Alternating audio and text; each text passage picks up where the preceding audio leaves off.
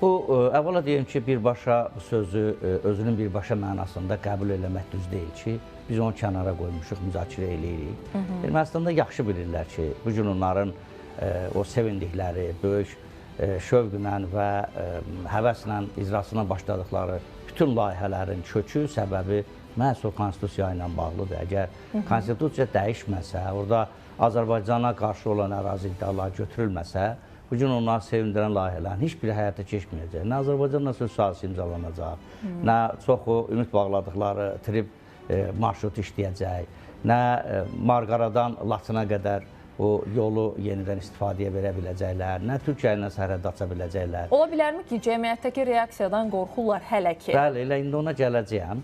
Yəni, tamamilə kənara qoymayıblar konstitusiya məsələsini. Hardasa konstitusiya ilə bağlı kularlarda, qapalı yerlərdə onların müzakirəsi gedir. Həm də əsasən iki istiqamətdə.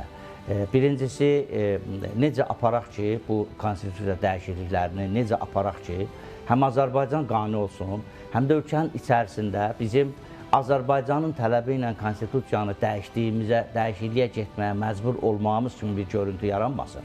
Çünki axı onlar da siz deyən kimi cəmiyyətin təpkisindən qorxurlar, siyasi partiyaların hücumlarından qorxurlar, ölkənin daxilində seçki qabağı vəziyyətin mürəkkəbləşə biləcəyindən ehtiyatlanırlar. Buna görə də həm konstitusiyanın dəyişmək haqqında müzakirələr gedir, həm də bu müzakirələri bir növ ictimai rəydən hələlik gizli saxlayırlar. Əsas qabağa verirlər müəyyən layihələri, deyək ki, Azərbaycan üzərindən Ermənistana yüklərin daşınması üzərindən o məhdudiyyətin götürülməsi, Zəngəzur dəhlizində bizim çox maraqlandığımız Zəngəzur dəhlizində Amerika ilə birlikdə görəcəyi işlər, eləcə də Türkiyə ilə sərhədlərin açılması və s. Hələlik bu layihələri salıblar qabağa, amma elə bir görüntü yaratmaq istəyirlər. Bu da daha çox Ermənistanda daxili ictimai rəy ilə bağlıdır ki, ictimai rəy seçki qabağında qıcıqlanmasın, seçki ərəfəsində problemlər yaranmasın və s.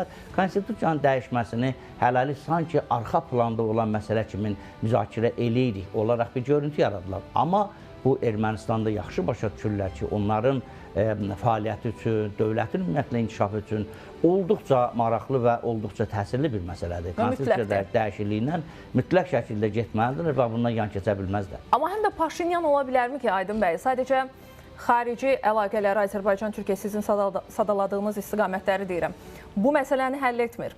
Həm də daxildə ona qarşı olacaq qüvvələr ki var, söhbət təbii ki, kilsədən gedir, digər müxalif qüvvələrdən gedir.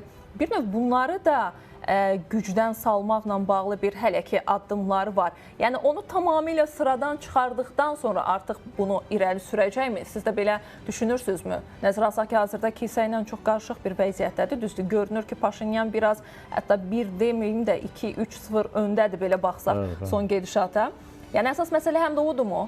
Fikriniz aydındır, Aynur xanım. Mən sizi inandırım, əgər Ermənistanda bu gün çox zəif səviyyədə olsa da köhnə o revanşçı qüvvələr toparlanmasaydılar, Köçəryanın, Sarkisyanın, o köhnə adyoz qüvvələrin ön kilsənin ətrafında toparlanması olmasaydı və kilsə də açıq-aşkar hakimiyyətə qarşı müqavimətə başlamasaydı, Ermənistan hakimiyyəti ilə başda Paşinyan olmağına açıq şəkildə deyərdilər ki, bəli, biz Ermənistan konstitusiyasında Azərbaycanla münasibətləri tənzimləyə biləcək bir formada dəyişikliyə hazırıq. Hətta inandırım sizi ki, bu məsələni üzdə olmasa da pərdanın arxasında hətta Azərbaycanlı ekspertlərlə də müzakirə eləməyə belə gedərdilər. Amma maalesef bu gün Ermənistanın daxilində zəif də olsa ona qarşı çox güclü təpkilər var.